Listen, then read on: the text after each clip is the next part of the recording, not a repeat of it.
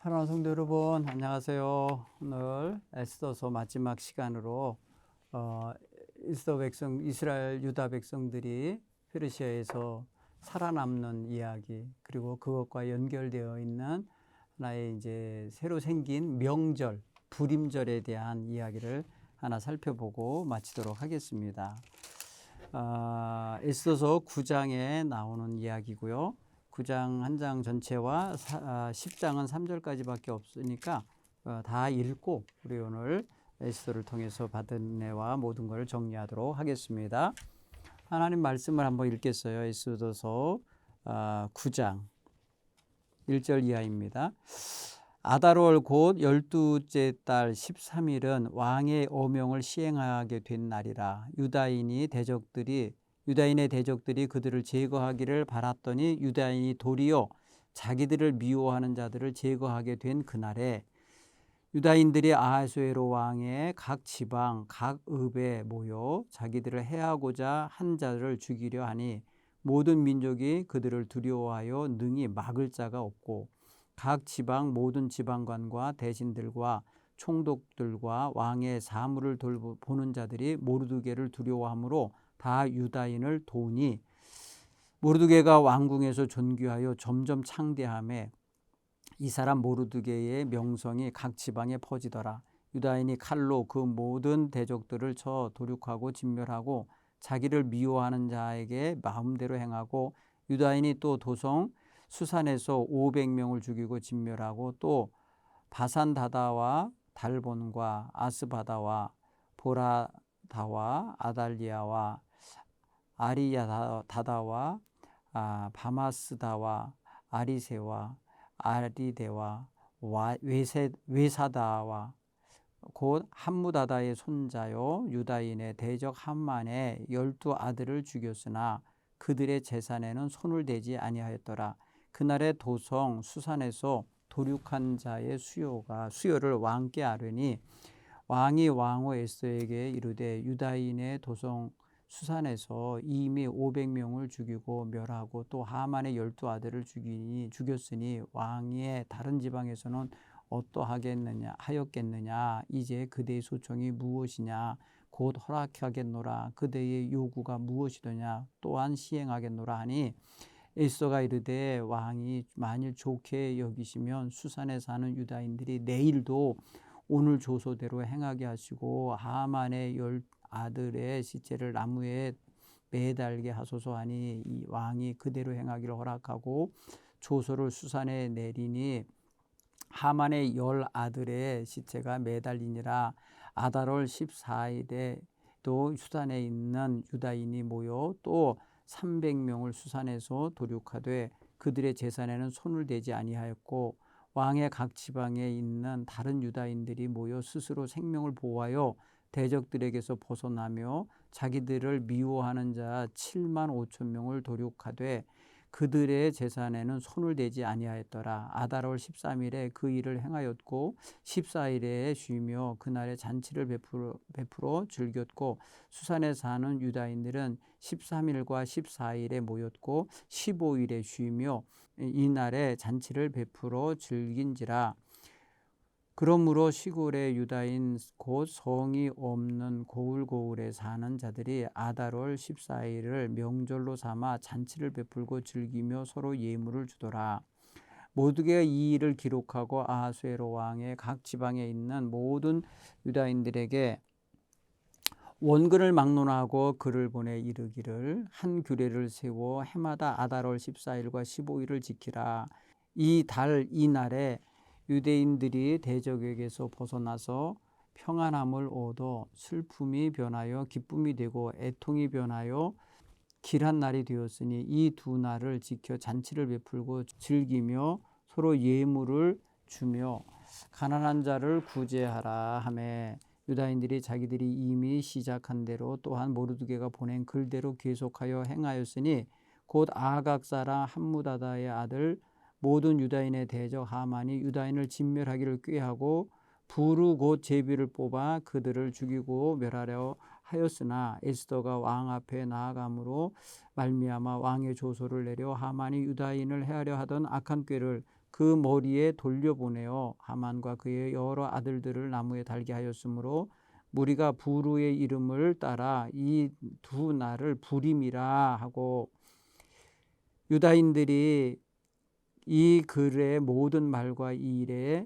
보고당한 것으로 말미암아 뜻을 정하고 자기들과 자손과 자기들과 화합한 자들이 해마다 그 기록하고 정해놓은 때 이 두 날을 이어서 지켜 패하지 아니하기로 작정하고 각 지방 각읍 각 집에서 대대로 이 두 날을 기념하여 지키되 이 부리미를 유다인 중에서 패하지 않게 하고 그들의 후손들이 계속해서 기념하게 하였더라.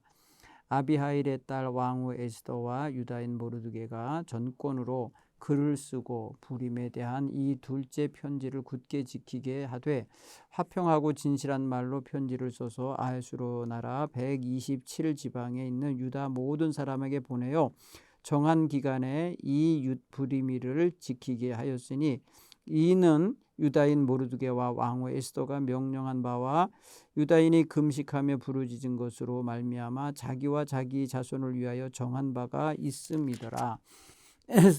에스더의 명령이 이 부림에 대한 일을 견고하게 하였고 이 일이 책에 기록되었더라. 아하수로 왕이 그의 본토와 바다 섬들로 하여금 조공을 바치게 하였더라. 왕의 능력 있는 모든 행적과 모르드게를 높여 존귀하게 한 사적이 메대와 파사 왕들의 일기에 기록되지 아니하였느냐. 유다인 모르드게가 아하수에로 왕의 다음이 되고 유다인 중에 크게 존경받고 그의 허다한 형제들에게 사랑을 받고 그의 백성의 이익을 도모하며 그의 모든 종족을 안위하였더라. 아멘. 자, 오늘 두 가지 이야기가 등장합니다. 첫째는 이제 부림절이 왜 생기게 됐는지에 대한 설명하고요. 두 번째는 모르드게라는 사람이 어떻게 이제 자기 백성들에게 존귀함을 얻었고 그들의 이익과 그들의 안위를 보호했는지를 이야기해 주고 있어요. 여러분, 우리가 잘 알듯이 한 민족이 생존하고 그 민족이 자기 역할을 다 감당하기 위해서는 한두 사람의 지도력만 갖고는 사실은 안 돼요. 온 민족이 하나의 정신을 가지고 한 마음이 되어야만 가능한 일이죠. 그런 면에서 생각하면은요, 지도자의 역할도 중요하고 그 지도자의 말을 따르는 백성들의 마음도 참 중요하다. 그래서 서로가 그 일에 동참하고 같은 뜻을 품고 서야만 그 일이 가능하다라는 걸 알 수 있어요. 자, 오늘 본문의 말씀을 통해서 이렇게 우리가 읽어보면은요, 부림절이라고 하는 것은 부르라고 하는 제비 뽑을 때 우리 제비라는 단어를 이제 부르라고 하는데 12월 14, 15를 저들이 잔치를 하면서 그거를 부림 해갖고 부르를 림으로 바꾸면서 복수형으로 바꾼 거예요. 이틀을 하니까. 그리고 복수형으로 쓰이는 이름으로 해서 부림이라고 부르고 그거를 절기 이름을 부림절이라 이렇게 했다는 거예요. 자, 부림절은요 12월 13일에 저들이 생명을 보호받고 보존받았음을 기뻐하면서 그날도 사실은 잔치했지만은 수산성에서는 하루를 더했기 때문에 14일도 했어요. 그래서 14일도 역시 저들에게 있어서는 보복하는 날이 됐어요. 그래서 14, 15 이틀간을 저들은 또 잔치도 겸하면서 했다라는 걸 알 수가 있어요. 그다음에 일반 지방에서는 13일 날 아마 다 7만 몇 명인가요? 그렇게 127개 도에서 일어난 일이기 때문에 약 7만여 명이 죽었다고 왕이 친히 뭐랄까요? 그 왕후에게 와서 이야기를 해줘요. 그러니까 그러면서 말하죠. 왕후에게. 그래도 뭐 한 가지 더 청할 거 있냐? 소청이 뭐냐고 또 물어봐요. 아마 이제 미안했던 모양이에요. 에스더 왕후에게 내가 당신의 민족도 모르고 당신이 그런 죽을 위기에 놓인 것도 모르고 얼마나 몸이 닳겠는가 미안하다라는 마음을 품었을 것 같아. 그러기에 또 찾아와서 보복 다 됐는데도 불구하고 말합니다. 속 시원하지? 뭐 이러면서 이제 말하지 않고 표현해요. 뭐가 더 필요해? 뭐 더 원해? 이렇게 해서 물어보는 장면이 나와요. 그러니까 그대로 하나 더 요구하는 게 있잖아요. 여러분 12절에서 9장 12절에서 왕이 와갖고 에스더에게 말하잖아요. 그대의 소청이 무엇이냐 곧 허락하겠노라. 그대의 요구가 무엇이냐 또한 시행하겠노라. 여러분 이렇게 세 번째 왕의 열린 마음을 보여주는데, 그러나 이제 두 가지를 청하죠. 첫째는 다음 날에도 수산에서만은 하루만 더 원수를 갚게 해 주십시오. 아마 수산성 그게 더 많았나 봐요. 500명을 제거했는데 나머지 300명이 남았다는 걸 알았는지 하루 더 보복할 수 있게 해달라 그래갖고 그거 허락받아서 하루 더 했어요. 사실 어떻게 보면 피 흘리는 일이고 죽이는 일이고 멸망시키는 일인데 즐거운 건 아니지만은 아예 뿌리를 뽑는 거죠. 두 번째 원한 게 뭐냐면 하만의 아들이 10명이 있는데 얘네들도 다 제거했는데 이놈들의 그 시체를 그냥 공개해 달라는 거죠. 뭐라 그러지? 이렇게 걸어 놓는 거예요. 백성들 보도록. 뭘 말하려고 그러는 걸까?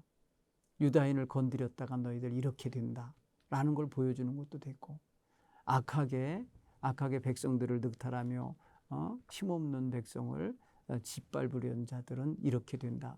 그뿐 아니라 그의 자손까지 이렇게 된다라는 걸 보여주고 싶었을지도 모르겠어요. 어떻게 보면은 이렇게 여러분 시체를 나무에 매달아 놓는다는 것은 당시에 있어서는 상당히 뭐랄까요, 위협도 되고 백성들에게 경고도 되는 것과 동시에 그 대상자들에게, 그 집안 식구들에게는 굉장히 수치가 되는 거예요. 수치가 되고 정말 부끄러운 일이 되는 거고, 정말 어떻게 보면은 완전히 멸망당한 뭐랄까 상징이 되는 거예요. 그렇게 만들었다라는 것을 알 수가 있습니다. 그 다음에 오늘 성경 가만히 보면 이제 그 성경은 3번이나 처단된 원수들의 재산에 손을 대지 않았다라는 말을 강조합니다. 여러분 9장 15절 16절에 보면은요, 그죠? 뭐라고 표현했어요? 그 수백 명의 집을 다 뭐랄까 진멸하면서도 그들의 재산에는 손을 대지 아니했다. 16절에도 보면은 7만 5천 명을 도륙했는데 그들의 재산은 손대지 않았다. 뭘 말해주는 거예요? 유대인들은 자신들의 생명 보존하는 게 목적이었지 남의 재산을 탈취하고 몰살시키고 그 재산을 뺏는 거에 목적을 둔 존재가 아니었다라는 걸 알 수 있어요.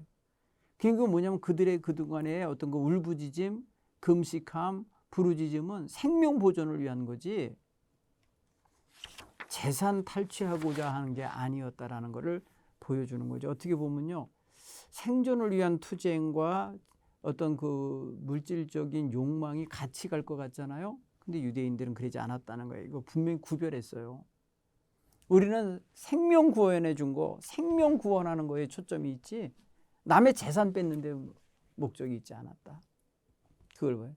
이거는 다른 말로 표현하면 평소에 살 때 사람들과 관계 속에서 살 때 생명 보존하면서 평화롭게 화목하게 사는 게 좋았던 백성이지 더 잘 사니 못 사니 뭐 물건이 네 거니 내 거니 하면서 이런 소유 개념에 얽매인 게 아니었음을 말해줘요. 사실 여러분 보면 얼마든지 다 가지라고 한 거거든요. 진멸하고 다 그 재산을 탈취하라 이렇게까지 한 건데 안 가졌다 이거예요. 예.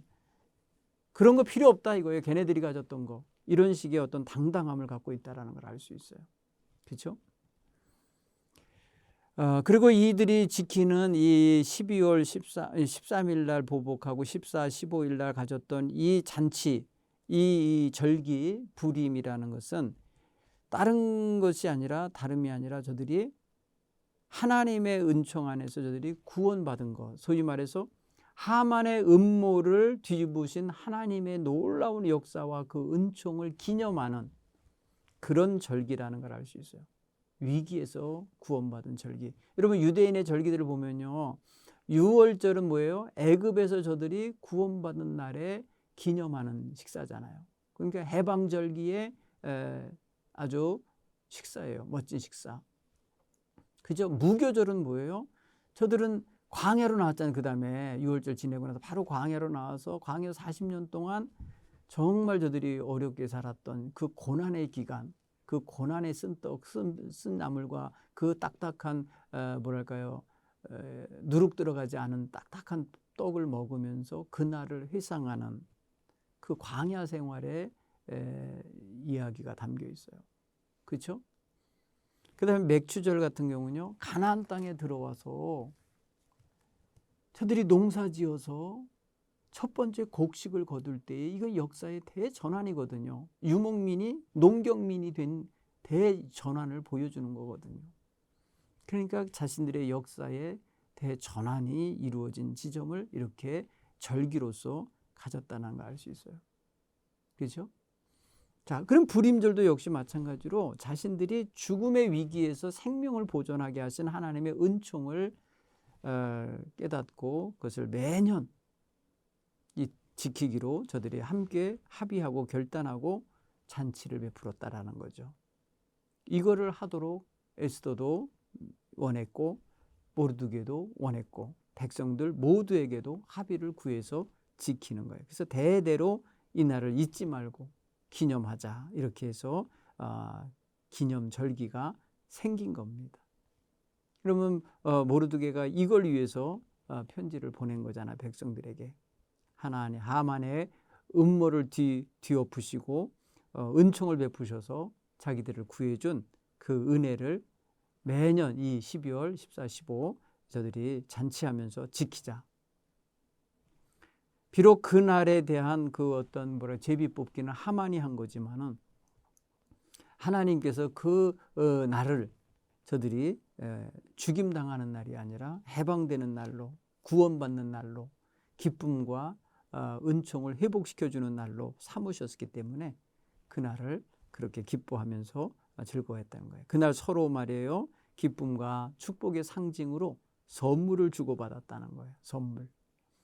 가난한 자를 배려하고 베풀고 나누는 그런 것이었을 거라 생각이 되집니다. 그래서 오늘 9장 19절은 시골의 유다인, 성이 없는 고을고을에 사는 자들, 성이 없는 곳에 고을고을에 흩어져 사는 사람, 가난한 사람들이거든요. 이들에게 잔치를 베풀고 즐거워하면서 선물을 주고 예물을 주며 지냈다라고 하는 건 또 굉장히 중요한 저들의 어떤 그런 공동체를 성을 회복시키는 장면이라 할 수 있어요. 그런가 하면 여러분 10장 3절에 보면은 먼저 유대인들을 위해서 모르드게가 어떤 역할을 했는지를 보여주고 그가 또 어떤 사랑과 또 백성들로부터 존경을 받았는지를 이야기해 주는데, 야, 이런 지도자가 됐으면 좋겠다. 우리나라 모든 지도자들이 그랬으면 좋겠다. 유다인이 모르드게가 아하수에로 왕의 다음이 되고 권세예요. 다음이 되고 총리지요. 그 다음에 유다인 중에 크게 존경받는 자가 되고, 그리고 그의 허다한 형제에게 사랑받는 자가 되고, 그리고 그의 백성의 이익을 도모해 주는 자가 되고, 그리고 그의 모든 종족을 안위하였더라. 안전하게 위로하며 보호하며 지켜줬다라는 거예요. 보호해줘, 울타리 역할을 해줬다는 거예요. 멋있잖아요. 그죠? 백성들의 이익을 도모해 주는 지도자. 멋있는 거예요. 그게 여러분 이제 해외에서 사는 사람들은 해외 교포들 중에 보면은 교포 회장들이 있잖아요.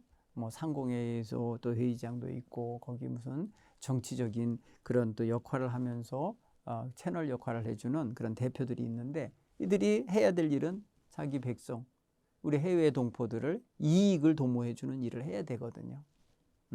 그래서 이런 일을 잘 행할 수 있는 사람이 지도자가 되어야 된다. 그러니까 공동체 우선의 삶의 자세를 가져야 되겠죠. 자기 한 사람의 안위만을 생각하는 사람은 지도자의 역할을 못해요. 그 다음에 여러분 보면 자기 종족의 안위를 보호하려고 애썼다는 거예요. 이제 누가 시비 걸거나 누가 말이에요 자기 백성을 억울하게 하거나 누가 말이에요 자기 백성들을 진멸하려고 덤비는 자가 없도록 늘 보호하며 울타리 역할을 해주는 사람이 됐다. 그러니까 모르드게는 형제들에게, 종족들에게 존경과 사랑을 받았어요. 여러분 이게 바로 주고받는 거죠. 자기가 사랑받고 자기가 존경받는 것만큼 백성들의 이익을 위해서 애써주고 그들의 안위를 지켜주고, 그래서 공동체가 평안하고 안녕을 도모할 수 있도록 해준다. 멋있는 거죠. 예. 이게 여러분 에스더서의 끝부분에 에스더에 대한 이야기가 아니라 모르드게에 대한 이야기로 정리를 하고 있다는 거에 또 우리가 주목을 해야 돼요. 여러분 이 일의 시작도 보면 모르드게 때문에 시작되잖아요. 이 어떤 커다란 사건들. 뭐 에스더가 왕으로 들어가는 일도 역시 모르드게가 주선해서 들어간 거고, 하만이 유다인들을 다 죽이려고 했던 사건도 모르드게 때문에 연관이 된 거고, 그렇죠? 그리고 이스라엘 백성이 다 구원받게 되는 것도 보면은 모르드게의 손을 통해서 조서가 내려짐으로써 구원받는 걸 보면은 이 모르드게라는 사람도 굉장히 중요하게 여기 성경에서 다루고 있다라는 걸 알 수가 있습니다. 자, 오늘 이걸 우리의 삶에 한번 좀 적용하면서 정리해 볼까요? 에스더는 보이지 않는 하나님의 은밀한 손길, 또 주관하시는 하나님의 그 눈길, 이런 것들을 우리에게 주목하게 해요. 여러분 하나님이라는 단어가 거의 안 나와요. 그렇지만은 우리가 되어지는 역사의 반전, 이렇게 불가능한 것 같은데 가능케 하는 거, 그 다음에 도저히 벗어날 수 없는데 벗어나게 되는 거, 이런 것들 속에서 우리는 하나님의 그런 주관하시는 역사의 손길을 보게 되지 않나 싶어요. 우리 주님의 백성들은 우리의 삶 속에 개입하시고 일하시는 하나님을 볼 줄 알아야 돼요. 하나님의 큰 손을 보세요. 하나님이 자기를 살펴보는 눈길을 마주쳐 보세요. 제가 가끔 이런 말씀으로 설교할 때가 있는데 한번 생각해 보세요. 하나님의 손이 나를 여기까지 인도하셨구나. 나중에 시간 지나서야 깨닫는 분들도 있어요. 과거를 돌아보고 난 다음에. 근데 현장에서 지금 여기 현실에서 살아가면서 하나님이 나를 지금 인도하고 있습니다 라고 하는 것을 깨닫는 게 더 중요해요. 그래야 놓치지 않죠. 그때 그래야 그 순간순간 하나님께 영광을 돌리고 살지요. 여러분 모르드게나 에스더는요, 자신들의 현실, 그 현실 속에서 하나님이 하나님의 방법으로 하나님의 역사함으로 이루실 거라는 것을 기대하고 생각하고 살았던 사람이에요. 그래서 금식하면서 하나님이 우리를 이끌어내시기를 기대하면서 죽으면 죽으리다 하면서 현실을 헤쳐나가는 걸 보면 알 수 있어요. 여러분 이 에스더서 전반적으로 보면 하나님이란 이름이 등장을 안 해요. 그러나 하나님은 적절한 곳 적당한 때에 일하고 있다는 것을 우리는 감지할 수 있잖아요. 하나님의 개입과 하나님의 어떤 그런 아주 적극적인 일하심이 느껴지는 장면들이 있어요. 그렇죠? 예를 들어서 여러분 그런 거잖아요. 모르드게가 어떻게 말해요? 간신배들의 그 음모 계획을 들을 수 있겠어요? 그리고 그것이 탁탁 가갖고 이렇게 말입니다. 왕을 살려내는 역사가 이루어진다? 아니 문지기에 지나지 않은 사람에 의해서 이게 이루어진다? 이것도 놀랍고. 아니 왕이 잠이 안 자갖고 하필이면 뭐래요? 그날 딴 책을 읽을 수도 있는데 역대에 지나간 날들에 기록한 일기를 갖다 읽으라 그래갖고 거기서 말입니다. 모르드게가 자기를 구해준 이야기를 발견하게 되는 역사를 보세요. 그렇죠? 아니 여러분 얼마든지 왕이 딴 책 갖다 읽으라고 할 수도 있잖아요. 그런데 그렇게 되고 있는 장면 보시면 참 하나님이 개입하시고 있구나, 이런 거를 느낄 수 있어요. 논리적으로 보면은 모든 일에 있어서 어떻게 일은 이고 1, 2, 3 이렇게 따로따로 나간 건 아니고 이랬기 때문에 이렇게 됐다라고 하는 이런 건 아니어도 사람이 생각 못하는 그런 놀라운 대반전들이 일어나고 있는 역사를 보면은 이거는 하나님 개입이 아니고는 일어날 수 없는 일들이구나. 미지수였던 것이 뭐가 뭔지 확실하지 않았던 것이 막 이렇게 확실하게 이렇게 드러날 때 우리는 하나님의 손길을 분간할 수 있는 거잖아요. 여러분 우연이라고 생각되는 문제들, 우연이 그렇게 됐어요. 여러분 우연이라고 생각하면 안 되고 하나님의 섭리라고 볼 줄 아는 눈이 우리에게는 있어야 될 줄 믿습니다. 우리는 왜냐하면 하나님의 주권하에 살고 있기 때문에요. 우리는 한 치 앞도 알지 못하지만 내다보지 못하지만 하나님은 우리의 삶 전체를 알고 계시니까 우리가 하나님의 주권하에서 사는 한 하나님의 섭리와 인도하심, 역사하심을 외면할 수는 없는 거예요. 그래서 그걸 감지할 줄 알고 빨리 알아차릴 줄 알고 빨리 체험하면서 고백할 줄 알아야 하나님이 늘 나와 가까이 계신 것을 알 수가 있는 거예요. 여러분 각자 하나님의 은혜를 삶 속에서 경험하신 거 있으시면은 한번 그렇게 그러셨구나, 하나님이 그때 나와 함께 하신 거였구나라는 거를 그때라고 하면서 후에 와서 말하지 말고 지금 여기 계시구나, 이렇게 고백할 수 있는 감각이 생기기를 바랍니다. 두 번째로 우리가 또 적용을 해보면 이런 게 있어요. 하나님을 기념하는 것은 우리가 이제 잔치하는 방식으로 또 서로 예물을 주고받는, 선물을 주고받는 모습으로도 하지만은 가난한 이들을 구제하고 보살피는 것으로도 나타나야 돼요. 우리가 하나님의 은혜에 감사합니다 하면서 은혜의 절기를 보낸다 하면서 이기적인 마음만 그대로 가지고 있으면 안 되죠. 하나님 백성답게 다른 연약한 사람들도 돌아볼 수 있는 마음이 있어야 돼요. 그렇죠? 예를 들어서 성탄절이다 그러면 이 성탄의 기쁜 소식을 알지 못하는 이들에게 전하여 주고, 그죠? 함께 기뻐하면서 선물을 해주고 이러는 모습들. 옛날에 그래서 예수 안 믿어도요 성탄 카드를 많이 보냈었는데 요즘에는 그런 카드를 안 보내지만은 그런 거예요. 부활절이 되면 이 부활의 기쁨을 나만 누리는 것이 아니라 부활의 기쁨도 알지 못하고 아직도 죽음 권세 속에서 슬퍼하고 어둡게 사는 이들에게 전해주고 싶다라는 거. 그래서 부활절 선물, 부활절 계란 같은 거 막 전해주고 싶어하는 마음 가져야 돼. 추수감사절 되면요 떡 해먹고 말에 이렇게 잔치할 때 우리끼리만 즐거워하지 말고 이웃들에게 베풀고 나누는 모습으로 나가야 되지 않냐는 거죠. 그래서 여러분 우리의 마음 쪽으로만 기뻐하는 정도로 머무는 그런 절기가 아니라 함께 성도들이 나누는 절기, 더 나아가 이웃들에게 주를 알지 못하는 에게까지 영향을 끼치는 어려운 이웃들에게 복음이 전해지게 하는 그러한 절기들로 삼아가는 게 좋다. 이게 정말 성숙한 성도들의 모습이다 이렇게 여겨집니다. 또 한 가지 살펴볼 수 있는 것은요, 지도자. 한 민족의 지도자, 한 지역 사회의 지도자, 한 공동체의 지도자가 우선적으로 생각해야 될 게 뭘까? 공동체의 평안과 안녕, 공동체의 이익과 공동체가 추구하는 목표를 완수하기 위한 하나됨, 화목함이 있어야 되겠죠.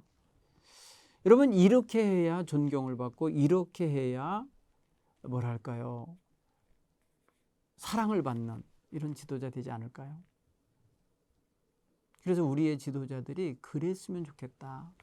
그래서 기도해 줄 때 하나님 이 지역의 국회의원, 이 지역의 시장, 이 지역의 시의원 이런 분들이 정말 백성들을 위해서 애쓰는 그런 지도자가 되게 해 주십시오. 더 나아가서는 이제 이 지역을 넘어서는 이 나라를 운영하는 그저 위정자들이 있잖아요. 입법부에 가면은 국회의원들이 300명이 있고 행정부에 가면은 각부 장관과 비서진이 있어 대통령을 중심으로 있죠. 사법부로 가면 대법원과 그 검찰청과 이런 게 있죠. 여러분 이 사람들이 이게 삼부 요인들 아닙니까? 국회는 국회의원, 행정부는 청와대. 지금 이제 청와대는 없어졌지만 이제 대통령 행정부, 그죠? 대법원은 사법부. 이게 3부가 있단 말이죠. 그들이 사실은 나라를 이렇게 저렇게 운영하는 거예요. 국회에서 법을 만들면 행정부에서는 그 법에 따라서 나라를 치리하는 거고, 그대로 살지 않으면 사법부가 그걸 가지고 법으로 판단해서 교도소도 보내고 또 훈방 조치도 하고 하는 거 아닙니까? 그런 걸 보면은 지도자들이 바로 서야 돼요. 여러분 지도자가 지금 이 사회에는 정말 중요합니다. 당리당략에 휩싸여 갖고 국가를 위한 것이나 아니면은 백성들을 위한 것에 대한 초점을 맞춰야 되는데 지네들 당만 말입니다. 정권을 재창출해야 되느니 뭐니 이런 거에만 정신이 팔려 갖고 국민들이 원하지 않는 법을 만들어내면 안 된다는 거예요. 국민들에게 손해가 되는 법을 만들면 안 되는 거예요. 그래서 지도자가 존경받는 지도자들이 함께 모여서 나라를 정말 위상을 높이고 국격을 좀 높이고 좀 성숙한 시민사회가 되게 만들고 하는 이런 게 돼야 돼요. 솔선수범이 돼야 되는데 자기네들 어떤 그런 당리당략이나 그런 거에 휩쓸리다 보니까 어떤 때는 말이에요. 권력이 있으니까 죄가 있으면서도 덮으려고 만들고 없는 것처럼 만들려고 하고 막 이러면 안 되죠. 백성들은요 조그만 빵 한 쪼가리 훔쳐 먹어도 감옥에 가고 경찰서 끌려가는데 그냥 수십억씩 말이에요. 뭐랄까요. 뇌물을 받아 먹거나 아니면 뭐 못된 짓을 해도 여러분 면책 특권이니 뭐니 이런 거 써가면서 피해가고 말이야. 이러면 안 되는 거예요. 여러분 지도자는 백성들에게 존경을 먼저 받아야 된다. 그래서 백성들을 위해서 애쓰고 수고하고 자기를 일신을 거기에 희생할 줄 아는 자세로 나서야 된다는 거예요. 가만히 보십시오, 여러분. 우리가 그런 걸 보면은 알 수가 없어요. 좋은 사람이 누군지 모르겠어요. 예. 자, 우리가 먼저 우리 자녀들을 그렇게 길러내고 존경받는 인물들, 하나님과 사람 앞에 은총을 받고 귀중히 여김을 받는 자녀들이 되도록 자녀들을 그렇게 길러가시고 우리 교회 학교에서 그런 아이들을 길러내는 이런 역할을 잘 해야 될 거라 믿습니다. 자, 오늘 여러분 에스더를 마무리하면서 다시 한번 에스더서 1장부터 10장까지를 쭉 읽어보시면서 하루를 정리하시기를 바랍니다. 이제 여름 잘 보내시고요. 이제 가을에 새 과목을 가지고 함께 또 공부하는 그런 시간 갖도록 하겠습니다. 고맙습니다.